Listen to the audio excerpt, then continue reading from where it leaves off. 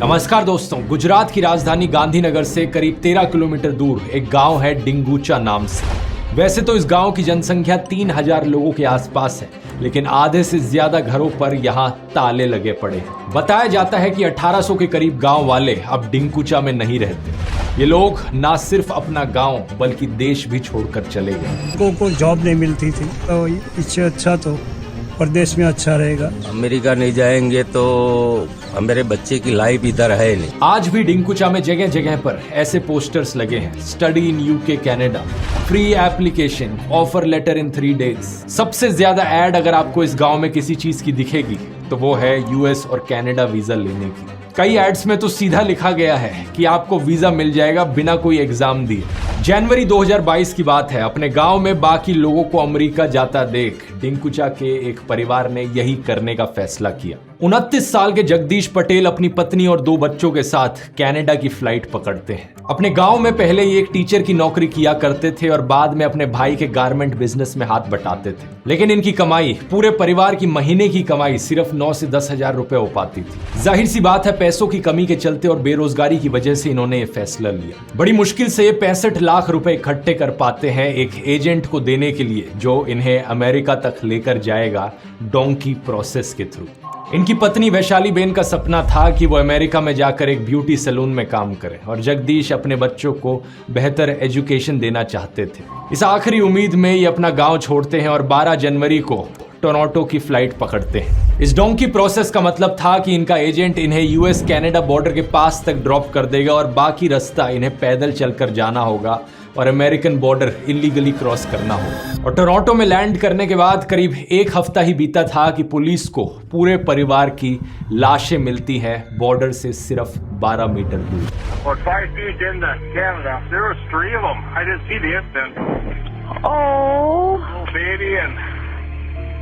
Probably about a 9 or 10-year-old and their father. There's 4 up here total, I guess. इन चारों ने बेहद बर्फीले मौसम में दम तोड़ दिया था। ये शायद इस बात से अनजान थे कि यहाँ पर -35 डिग्री सेल्सियस की ठंड में इन्हें बॉर्डर क्रॉस करना पड़ सकता है।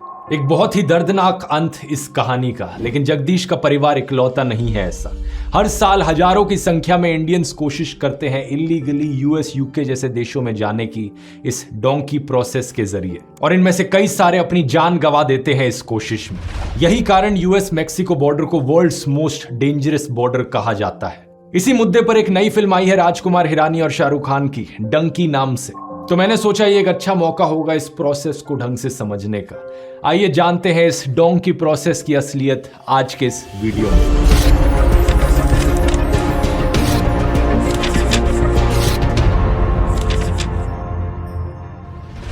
ये जो पूरा प्रोसेस है दोस्तों, बिना वीजा के किसी देश में जाने का, बैकडोर इलीगल एंट्री करने का, इसे डोंकी फ्लाइट या डोंकी प्रोसेस का नाम दिया जाता है।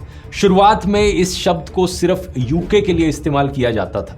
कई इंडियंस यूके तक इस तरीके से जाने के लिए पहले यूरोप की शेंगन जोन में जाते थे।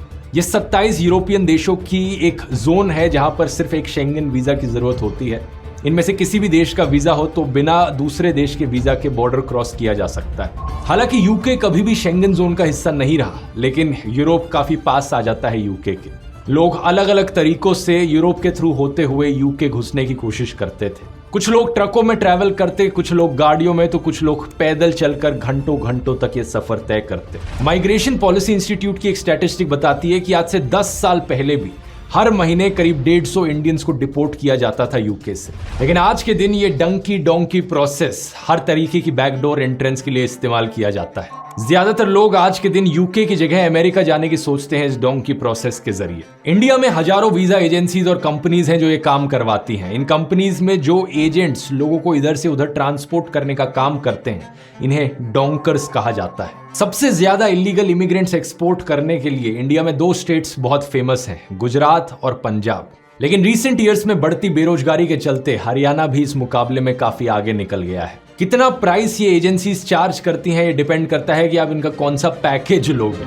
मजाक नहीं कर रहे हैं, इनके सही में पैकेजेस होते हैं। एक डीलक्स ट्रैवल पैकेज जिसमें आपके लिए फेक डॉक्यूमेंट्स बनवाएंगे, ट्रैवल में आपको असिस्ट करेंगे। एक इकोनॉमी पैकेज, अगर ज्यादा पे नहीं करना आपको तो ये आपको बॉर्डर के पास लाकर ड्रॉप कर देंगे और उसके बाद आपको पूरा रास्ता खुद पैदल चल के जाना है। डिपेंडिंग अपॉन द पैकेज ये 25 से 60 लाख रुपए तक की रकम मांग सकते हैं। बहुत से लोग जो इन कंपनीज के जाल में फंसते हैं वो या तो रियलाइज नहीं करते कि रेगुलर वीजा की फीस कभी इतनी ज्यादा नहीं होती, या फिर वो लोग ऐसे होते हैं जो रेगुलर वीजा अपने लिए लगवा ही नहीं पाते, कोई ना कोई रिक्वायरमेंट्स वो मीट नहीं कर पाते वीजा लगवाने की, इसलिए उन्हें लगता है कि इतनी बड़ी रकम देने के अलावा उनके पास कोई और ऑप्शन नहीं बचा है। क्योंकि ये काम इलीगली किया जाता है तो रेगुलर वीजा की एप्लीकेशंस को बाईपास कर लिया जाता है और लोग इतना पैसा इकट्ठा करने के लिए अक्सर अपने खेत बेच देते हैं, अपने घर बेच देते हैं और कई बारी तो पूरी लाइफ सेविंग्स इसी एक उम्मीद पर लगा देते हैं। कुछ दोष इन कंपनीज और एजेंसीज पर भी जाता है क्योंकि बहुत सी बारी ये कंपनीज लोगों को गुमराह करती हैं झूठे वादे सुनाकर।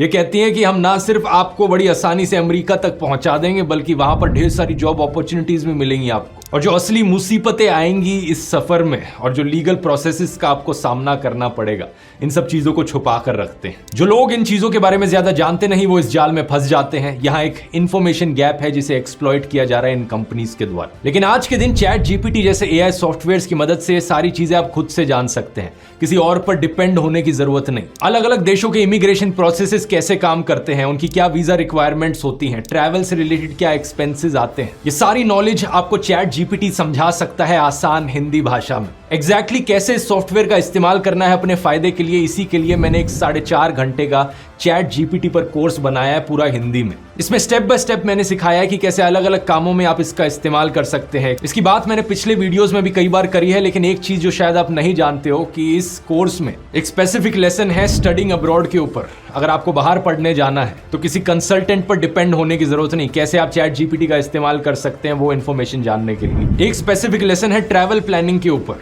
अगर आपको बाहर घूमने जाना है तो किसी ट्रैवल एजेंट पर डिपेंड होने की जरूरत नहीं, खुद से आप अपनी प्लानिंग कर सकते हैं। इसके अलावा अलग अलग चैप्टर्स हैं जो स्टूडेंट्स पर फोकस करते हैं, एम्प्लॉयज पर, बिजनेस ओनर्स पर या घर के कामों में। हजारों लोग जिन्होंने अभी तक इस कोर्स को लिया है उन्हें बहुत यूजफुल लगा है, उनके रिव्यूज आप स्क्रीन पर देख सकते हैं। और अगले महीने मैं एक बड़ा अपडेट भी लाने वाला हूं इस कोर्स में। तो अगर आपने अभी तक ज्वाइन नहीं किया है, नीचे इसका डिस्क्रिप्शन में लिंक मिल जाएगा या फिर आप इस QR कोड को स्कैन कर सकते हैं। और आप में से पहले 400 लोग जो कूपन कोड इस्तेमाल करेंगे DUN40 DUN40, उन्हें 40% ऑफ भी मिलेगा। तो जरूर जाकर चेकआउट करना। पटेल परिवार जिनकी बात मैंने वीडियो के शुरू में करी थी, उनकी कहानी पर वापस आए तो उन्होंने ज्यादा लोगों को बताया नहीं था कि वो कहां जा रहे हैं। 12 जनवरी को टोरंटो पहुंचने के बाद वो कनाडा के मनीटोबा प्रोविंस में गए, जो कि करीब 2100 किलोमीटर दूर है टोरंटो से। एक हफ्ते बाद उन्हें एमरसन टाउन के पास ड्रॉप किया गया। ये एक छोटा सा टाउन है, आप नक्शे पर देख सकते हैं, अमेरिकन बॉर्डर के दूसरी तरफ नॉर्थ डकोटा और मिनेसोटा के पास। जब इनकी बॉडीज पाई गई तो उनके आसपास कोई गाड़ी या वैन का नामो निशान तक नहीं था। इसका मतलब था कि ये काफी समय से चल रहे थे। और सेम दिन जब इनकी बॉडीज मिली तो कैनेडियन साइड पर एक 47 साल के US सिटीजन स्टीव शैंड को भी अरेस्ट किया गया, एमरसन से करीब 8 किलोमीटर दूर। ये एक 15 सीट वैन ड्राइव कर रहे थे जिसमें 2 गुजराती बैठे थे पैसेंजर्स के तौर पर। इसके बाद 5 और गुजराती पाए गए जो अमेरिका के 400 मीटर अंदर मिले। जब अथॉरिटीज ने इन्हें पकड़ा तो इन्होंने बताया कि ये 11 घंटे से चले जा रहे थे। इन 5 लोगों में से एक के पास बैकपैक था जिसमें बच्चों के डायपर्स, खिलौने और बच्चों के कपड़े थे। इन्होंने बताया कि ये बैग इनका नहीं है। इन्होंने कहा कि हमारे साथ 4 और लोग थे जो रास्ते में कहीं भटक गए, ये बैग उसी परिवार का है। इवन दो ये प्लान फेल रहा, लेकिन ये 7 गुजराती लोग कम से कम सरवाइव तो कर गए।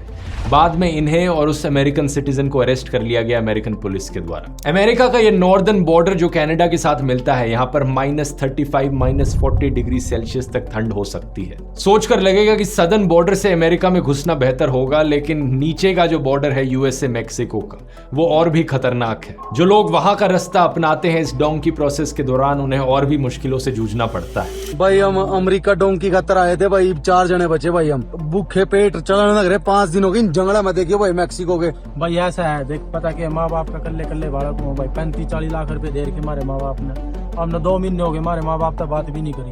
सभी भाई आता है भाई। माँ मैं एक बात कहना चाहूँ भाई, डोंकी में कोई ना आई हो भाई, 1 नंबर में चले जाओ भाई। साउथ अमेरिका से शुरू होने वाले डोंकी रूट इक्वाडोर या ब्राजील में शुरू होता है। ये 2 ऐसे देश जहां पर इंडियंस के लिए वीजा लेना कंपैरेटिवली ज्यादा आसान है। इक्वाडोर में तो 2019 से पहले वीजा की जरूरत भी नहीं होती थी। यहां पहुंचने के बाद एक हजारों किलोमीटर लंबा सफर तय करना पड़ता है। एक ऐसा सफर जो ऊपर कोलंबिया देश, फिर पनामा देश से होते हुए मेक्सिको में जाता है। यहाँ एक बहुत घना जंगल है, 100 किलोमीटर से ज्यादा बड़ा। इसे द डैरियन गैप कहा जाता है। इस एरिया में कोई सड़कें नहीं है, सिर्फ पहाड़ और जंगल, झाड़ियां और नदियां। कोई सरकारी अथॉरिटी भी प्रेजेंट नहीं है इस एरिया में और इसे one of the most dangerous areas में से कंसिडर किया जाता है दुनिया के, क्योंकि यहाँ पर ड्रग कार्टेल्स और गुरिल्ला ग्रुप्स अक्सर इस रास्ते को इस्तेमाल करते हैं। जो लोग इस रास्ते को अपनाते हैं वो अक्सर इन गैंग्स के थ्रू मारे भी जाते हैं। न्यूज आई है भाई, एक भाई की मौत होगी भाई, डोंकर ने गोली मार दी उसका, और भाई उसकी लाश पड़ी मिली थी भाई की। भाई एजेंट की उसका ही है, एजेंट ने पैसे नहीं आगे पूछाए डोंकर के पूरे, तो डोंकर के लन्नू गोली मार दी डोंकर ने। बाड़ा कितने मरे हैं भाई, कई बाड़ा की न्यूज मैंने सुनी है भाई। जंगल में 3-3 महीने हो लिया भाई, आगा सुराग नहीं लग रहा। इस जंगल को क्रॉस करने के बाद मेक्सिको का रेगिस्तान आता है जहां पर बहुत जबरदस्त गर्मी पड़ती है, और फिर आती है ये दीवार, ये ऊंची सी दीवार जिसे डोनाल्ड ट्रंप के समय में बनाया गया था मोस्टली।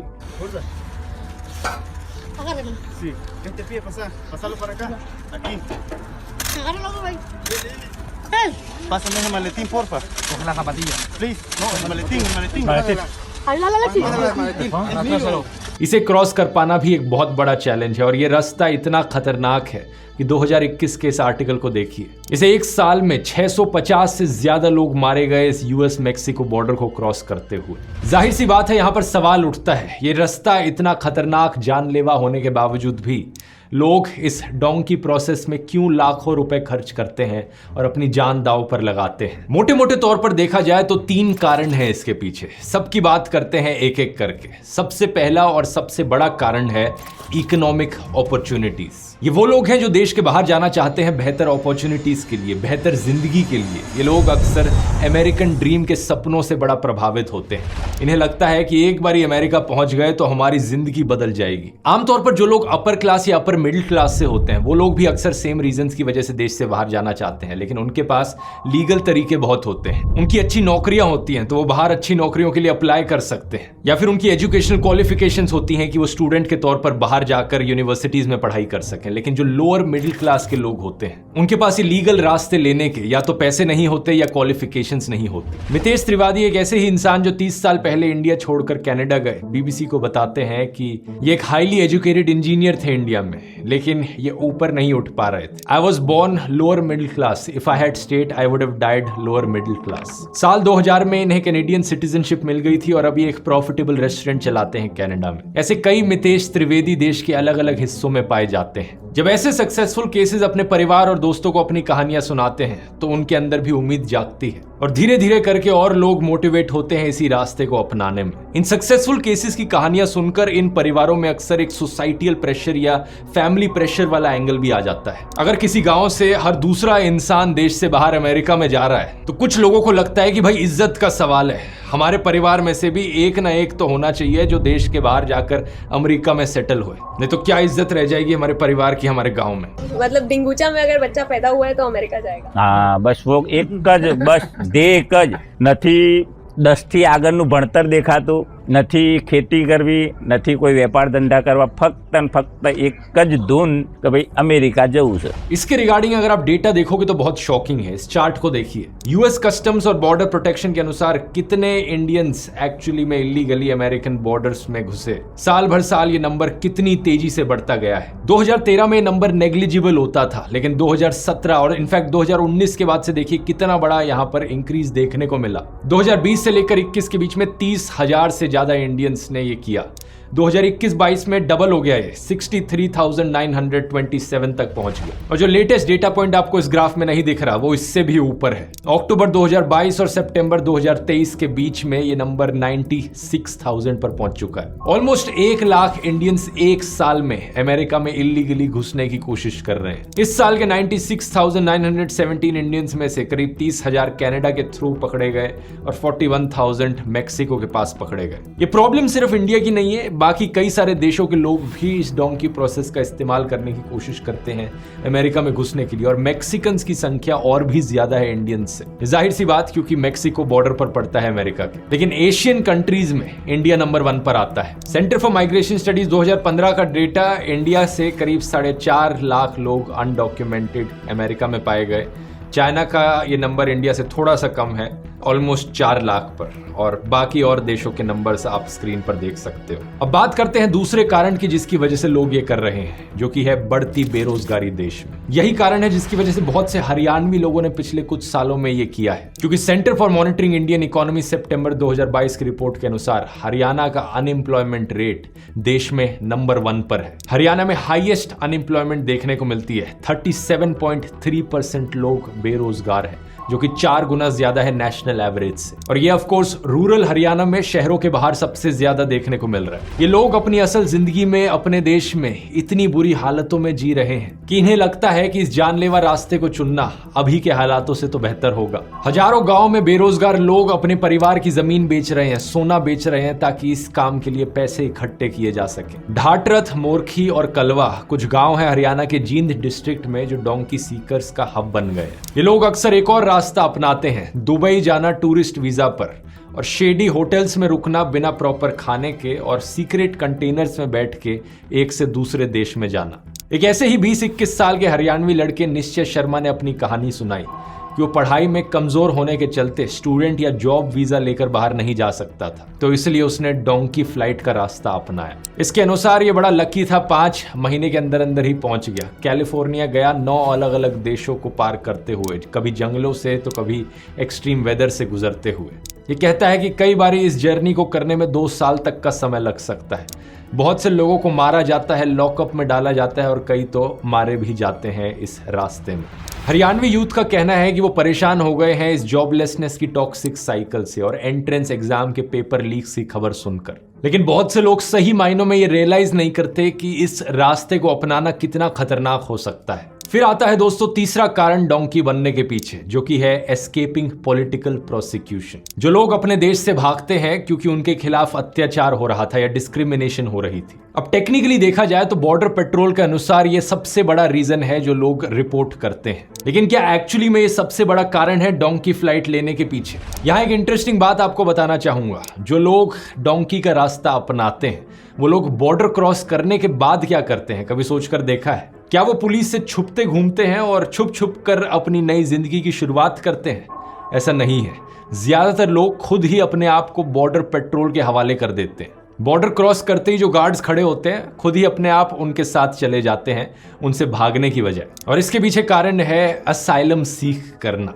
असाइलम क्या होता है? यूनाइटेड नेशंस की रेफ्यूजी एजेंसी के अनुसार असाइलम एक प्रोटेक्शन का तरीका है। जब आप किसी देश में असाइलम सीख करते हो तो वो देश आपको प्रोटेक्ट करता है कि आप उस देश में रह सकते हो, क्योंकि अगर आप अपने देश में रहोगे तो आप खतरे में हो। कैसा खतरा? कोई पॉलिटिकल खतरा हो सकता है, कोई आपको मार दे, या फिर कोई रिलीजियस या रेशियल डिस्क्रिमिनेशन हो सकती है। तो जो लोग इस रास्ते को अपनाते हैं वो बॉर्डर पेट्रोल के पास जाकर कहते हैं कि वो असाइलम सीख कर रहे हैं। तो यहाँ 5-6 अलग अलग कैटेगरीज हैं परसिक्यूशन की। एक हो गया रिलीजियस परसिक्यूशन, अगर किसी धर्म से आप बिलोंग करते हो और उसकी वजह से आपको डिस्क्रिमिनेट किया जाता है, आपके खिलाफ अत्याचार होता है।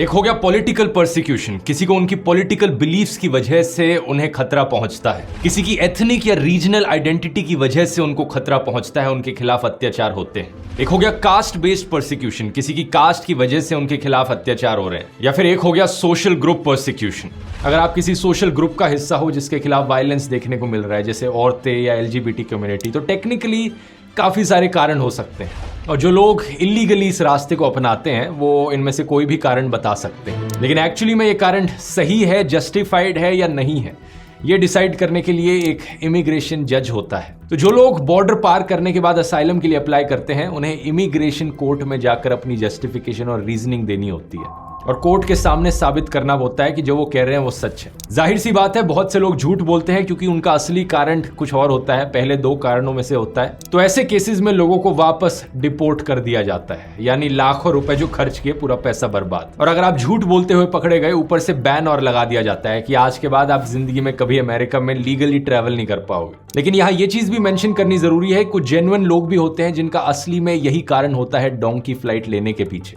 उदाहरण के तौर पे है हमारे पास जालंधर में रहने वाले जशनप्रीत सिंह की कहानी। इस रिपोर्ट में मेंशन किया गया है जशन एक 24 साल के ओपनली गे इंसान थे जो जालंधर में रहते थे। इन्हें डेली बेसिस पर डिस्क्रिमिनेशन और हरासमेंट फेस करनी पड़ती थी, चाहे आसपास के पड़ोसी हो या दूर के कोई जानने वाले। लेकिन हालात एक दिन इस कदर बिगड़ गए कि गालियों से आगे बढ़कर मारा पीटा भी जाने लगा इन्हें। ये बताते हैं कि एक बार इन पर 15-20 लोगों ने हमला कर दिया और इन्हें जान से मारने की कोशिश करी गई। इसकी वजह से इनका एक हाथ म्यूटिलेटेड है। इन्होंने कंसिडर किया कि ये शहर से बाहर निकलकर किसी दूसरे शहर में शिफ्ट हो जाते हैं, लेकिन इन्हें इस चीज का डर था कि इंडिया में शायद कहीं भी कल्चर इतना ओपन माइंडेड नहीं है गे लोगों को लेकर। फिर इन्होंने फैसला लिया कि ये डोंकी का रास्ता अपनाएंगे, टर्की और फ्रांस के थ्रू होते हुए ये किसी तरीके से मेक्सिको बॉर्डर तक पहुंचे, जिसके थ्रू ये अमेरिका में एंटर किए। वहां इन्होंने बॉर्डर क्रॉस करने के बाद असाइलम के लिए अप्लाई किया और इन्हें ग्रांट कर दिया गया। एक सवाल आपके मन में आएगा कि ये करने के लिए डोंकी का रूट अपनाने की क्या जरूरत थी, और इसके पीछे सिंपल रीजन ये है कि असाइलम उन्हीं लोगों को दिया जाता है जो एक्चुअली में उस देश में मौजूद होते हैं। यूएसए के रूल्स के अनुसार अमेरिका में अगर आपको असाइलम करना है तो अमेरिकन सॉइल पर आपको होना चाहिए, लेकिन ऐसे केसेस बहुत कम होते हैं। और यहां पर यह भी याद रखने वाली बात है कि इकोनॉमिक माइग्रेशन को असाइलम की कैटेगरी में कंसिडर नहीं किया जाता। बहुत से लोग इसी कोशिश में महीनों तक, सालों तक इन्वेस्टिगेशन के अंडर रहते हैं। अक्सर टॉर्चर उन्हें सहना पड़ता है। एक असाइलम की एप्लीकेशन को प्रोसेस करने में कई बार सालों तक का समय लग सकता है, और ऐसा भी हो सकता है कि आप कई साल तक अमेरिका में रह लिए, लेकिन उसके बाद वो डिसाइड करते हैं कि आप तो झूठे थे यहाँ पर, और उसके बाद आपको डिपोर्ट किया जाता है। और यहाँ ये भी बात याद रखने वाली है कि जैसे ही आप बॉर्डर क्रॉस करते हो, ऐसा नहीं है कि इमीडिएटली आपको इमिग्रेशन कोर्ट के सामने पेश कर दिया जाता है। सबसे पहले डिटेंशन सेंटर्स में डाला जाता है लोगों को, जहां पर हालत काफी खराब होती है। अक्सर कुछ डिटेंशन सेंटर्स ऐसे हैं जहां पर ढेर सारे लोगों को एक छोटे से कमरे के अंदर बंद करके रखा गया है, और हफ्तों महीनों तक वो वहीं पड़े रहते हैं जब तक पुलिस वाले बोलते नहीं कि अब आपका नंबर आ गया। The officers are nice. The officers, yes. They treat you well here. But as I told you, you're locked inside. You're not free. You're depressed. And में मैं एक सिंपल सी चीज कहना चाहूंगा, याद रखिए, जान है तो जहां है। कभी भी अपनी जिंदगी दांव पर लगाकर ऐसे रास्ते चुनने का कोई फायदा नहीं है। कोर्स को डाउनलोड करने का लिंक नीचे डिस्क्रिप्शन में मिल जाएगा, और अगर ये वाला वीडियो आपको पसंद आया तो ये वाला भी जरूर पसंद आएगा। शाहरुख खान की जो पिछली फिल्म रिलीज हुई थी इस साल, जवान, उसमें कौन सा सोशल इशू दिखाया गया था, कौन से असल इश्यूज की उसमें बात करी गई थी, इसको मैंने एक्सप्लेन किया है इस वाले वीडियो में। यहां क्लिक करके देख सकते हैं। बहुत बहुत धन्यवाद।